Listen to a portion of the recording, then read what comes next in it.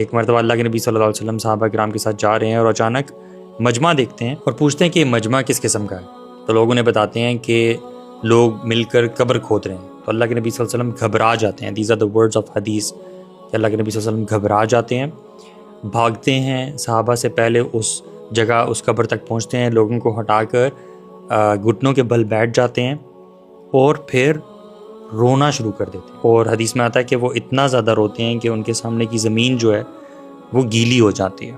اور پھر صحابہ کرام یہ کہتے ہیں کہ اللہ کے نبی صلی اللہ علیہ وسلم ہماری طرف مڑتے ہیں اور ہمیں یہ کہتے ہیں ای اخوانی لمثل اليوم فاعدوا، کہ میرے بھائیوں اس دن کے لیے تیاری کر لو۔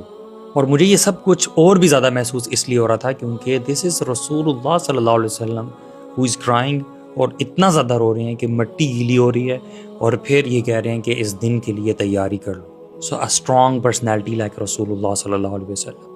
اور اس سے ایک اور ریلیونٹ حدیث میں اللہ کے نبی صلی اللہ علیہ وسلم یہ فرماتے ہیں واللہ لو تعلمون ما اعلم، واللہ اللہ کی قسم اگر تم جان جاؤ جو میں جانتا ہوں، لضحکتم قلیلا، تو تم بہت کم ہنسو، ولبکیتم کثیرا، اور تم بہت زیادہ رویا کرو، وما تلذذتم بالنساء علی الفرش، اور تم اپنی وائفز کے ساتھ جو بھی انجوائے کرتے ہو وہ انجوائے کرنا چھوڑ دو، ولخرجتم الی الصعودات تجأرون، اور تم اللہ سبحانہ تعالیٰ سے گڑ گڑاتے ہوئے روتے ہوئے گھاٹیوں کی طرف نکل جاؤ۔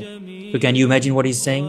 ہی از سیئنگ کہ تم اپنا ہنسنا بہت کم کر دو اور تم بہت زیادہ رویا کرو اگر تم وہ جان لو جو میں جانتا ہوں، اور تم اپنی لائف کی انجوائمنٹ ساری بھلا دو اور تم اندھیری گھاٹیوں کی طرف نکل جاؤ اور اللہ تعالیٰ سے معافیاں مانگنے لگ جاؤ اگر تم یہ جان جاؤ جو میں جانتا ہوں۔ اللہ اکبر۔ تو اللہ کے نبی صلی اللہ علیہ وسلم کیا ایسا جانتے تھے موت کے بارے میں، موت کے بعد والے سفر کے بارے میں، زندگی کی حقیقت کے بارے میں؟ اللہ کے نبی صلی اللہ علیہ وسلم کیا جانتے تھے کہ جس نے اللہ کے نبی صلی اللہ علیہ وسلم کو اتنا رلا دیا، جس کی وجہ سے اللہ کے نبی صلی اللہ علیہ وسلم اور ایکچولی تمام صحابہ کرام بھی اتنے زیادہ آخرہ فوکس تھے۔ They really did not care about دنیا that much۔ ایک حدیث میں یہ آتا ہے کہ غزوہ خندق کے موقع پر اللہ کے نبی صلی اللہ علیہ وسلم کے پاس بدبو والا سالن لایا گیا، literally these are the words in حدیث، اور وہ سب نے کھایا۔ اللہ کے نبی صلی اللہ علیہ وسلم نے بھی کھایا اور یہ کہا کہ آخرت والوں کے لیے بھلائی ہی بھلائی۔